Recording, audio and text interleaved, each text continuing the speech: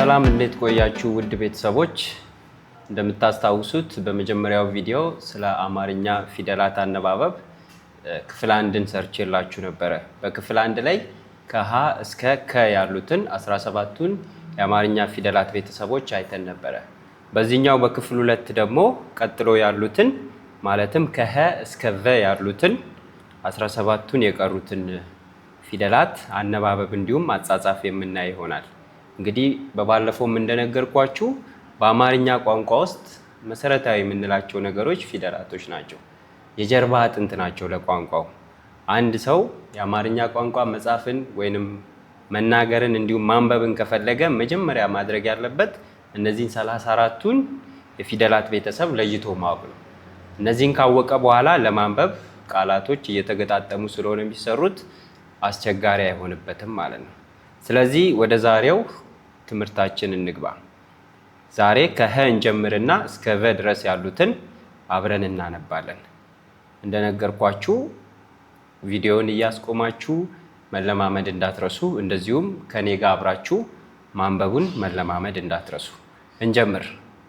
18ኛው የአማርኛ ፊደላት ቤተሰብ ሀ ነው። ሀ፣ ሁ፣ ሂ፣ ሃ፣ ሄ፣ ህ፣ ሆ በዚሁ መሰረት ይወርዳል። እንግዲህ ባለፈውም እንደነገርኳችሁ እነዚህ 34 የአማርኛ ፊደላት ቤተሰብ እያንዳንዳቸው 7 አባላት አሏቸው። የመጀመሪያውን ግዕዝ፣ ሁለተኛውን ካዕብ፣ ሶስተኛውን ሳልስ፣ አራተኛውን ራዕብ፣ አምስተኛውን ሐምስ፣ ስድስተኛውን ሳድስ፣ ሰባተኛውን ደግሞ ሳዕብ እንደምንል ነግሬያቸዋለሁ። በዛ መሰረት እያንዳንዱ ፊደላት በ7 መልኩ ከፍለን ልናነባቸው እንችላለን። የአንዱን ፊደል አነባበብ አወቅን ማለት ድምጸቱ ተመሳሳይ ስለሆነ ሌሎቹም አይቸግሩንም። ስለዚህ በዛ መሰረት ሀ፣ ሁ፣ ሂ፣ ሃ፣ ሄ፣ ህ፣ ሆ ብለን እናነበዋለን ማለት ነው። ከዚህ በፊት የነበረው ላይ ከን የምታስታውሱ ከሆነ ሀና ከ በጣም ይመሳሰላሉ። ከላይ ጭረት ነው የተጨመረው። ስለዚህ ከላይ ጭረት ስንጨምር የሀ ቤተሰብን ይሰጠናል ማለት ነው። ስለዚህ አንድ ሰው ከን መጻፍ ከቻለ ሀ አይቸግረውም ማለት ነው። እሺ 19ኛው ወ የወ ቤተሰብ ነው።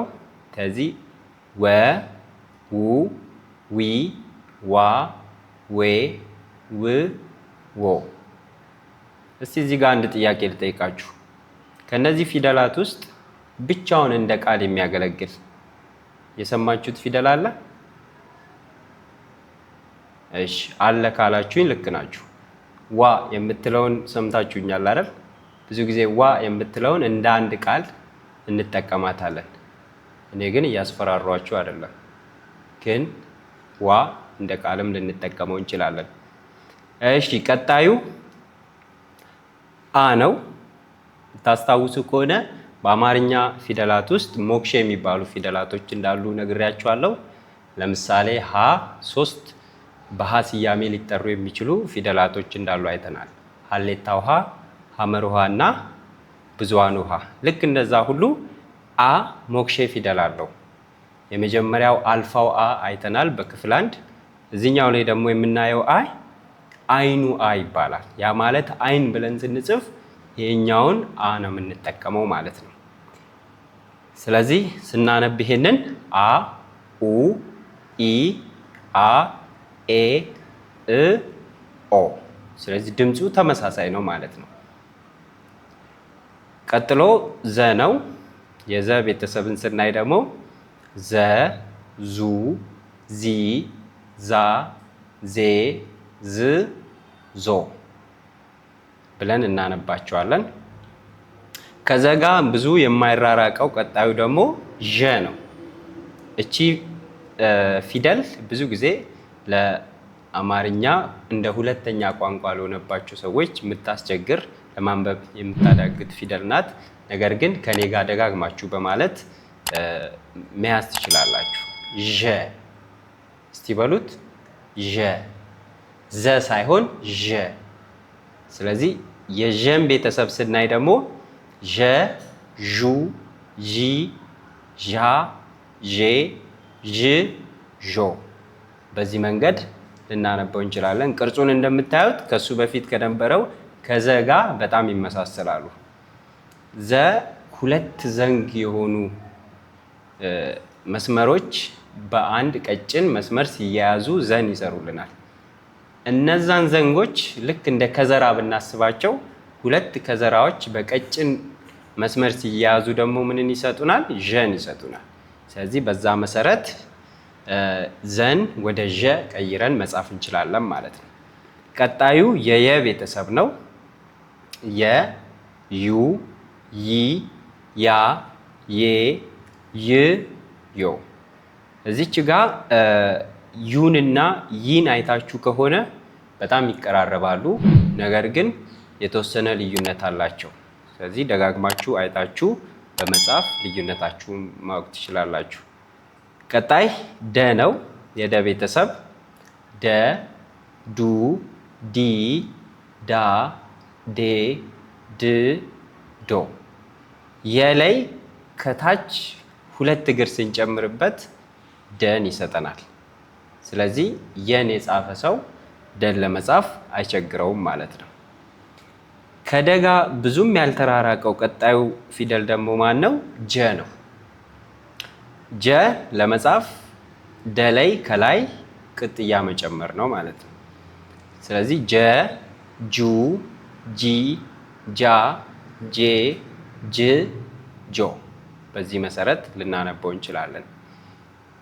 ቀጣዩ ፊደል ገ ነው። የገ ቤተሰብ ገ፣ ጉ፣ ጊ፣ ጋ፣ ጌ፣ ግ፣ ጎ።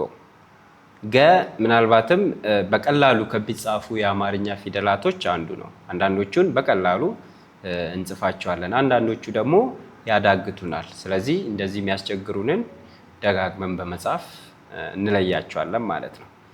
ቀጥሎ የጠም ቤተሰብ እናያለን። ጠ፣ ጡ፣ ጢ፣ ጣ፣ ጤ፣ ጥ፣ ጦ ብለን ማንበብ እንችላለን። እሺ 10 ፊደላትን አይተናል። የቀሩትን ደግሞ ስናይ የጠ ቤተሰብ ላይ ከታች ሶስቱም እግሩ ላይ ቀለበት ስንጨምርበት የጨ ቤተሰብን ይሰጠናል። ስለዚህ ጠን ከጻፋችሁ በኋላ በጥንቃቄ ከታች ቀለበት ሶስቱም እግሮች ላይ መጨመር ነው።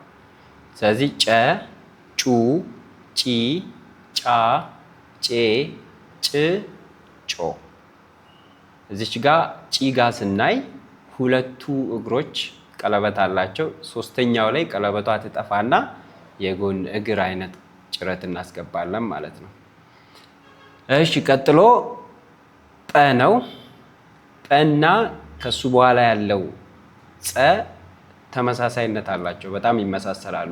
ጰን ስናይ ጰ፣ ጱ፣ ጲ፣ ጳ፣ ጴ፣ ጵ፣ ጶ።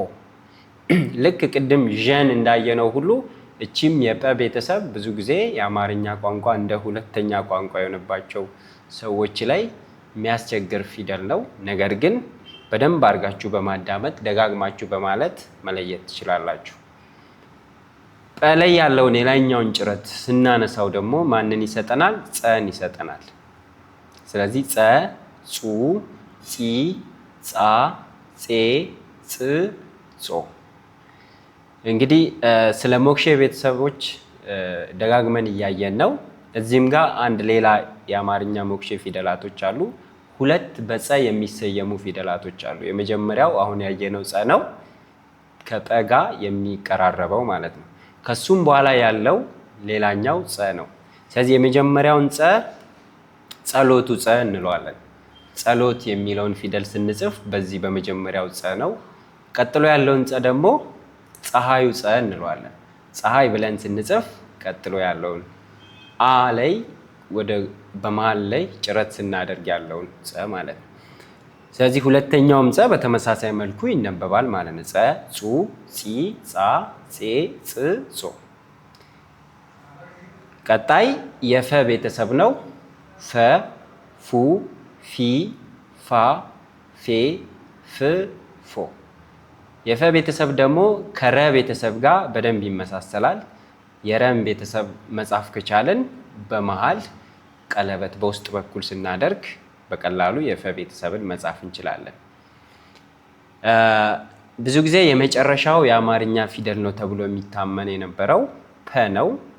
ፐን ስናይ ፐ፣ ፑ፣ ፒ፣ ፓ፣ ፔ፣ ፕ፣ ፖ። እናንተም በተለምዶ ሰምታችሁ እንደምታውቁት ከሀ እስከ ፐ ሲባል ትሰማላችሁና ነገር ግን የተውሶ ፊደል የሚባል አንድ ተጨማሪ ፊደል አለ። እሱም ማን ነው? ቨ። ብዙ ጊዜ በቨ የሚጀምሩ ፊደላቶችን ማግኘት አስቸጋሪ ነው። ምክንያቱም በተውሶ የመጣ ነው። ለምሳሌ ቴሌቪዥን ስንል የቭ ድምፅ አለ።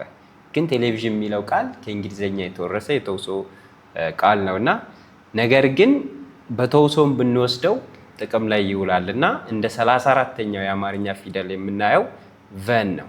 ስለዚህ ቨ፣ vu፣ ቪ፣ ቫ፣ ቬ፣ ቭ፣ ቮ ብለን በተመሳሳይ መልኩ ከሌሎቹ ጋር አንድ ላይ አቀላቅለን እናነበዋለን። ስለዚህ በሁለት ተከታታይ ቪዲዮዎች ያየነው የአማርኛ ፊደል ማንበብና የመጻፍ ልምምድ ይህንን ይመስላል። እስቲ እንደተለመደው ዛሬም የትኛው ፊደል አስቸገራችሁ የሚለውን ኮሜንት ሴክሽን ላይ ጻፉልን። ስለነበረን ቆይታ አመሰግናለሁ። ደህና ሁኑ።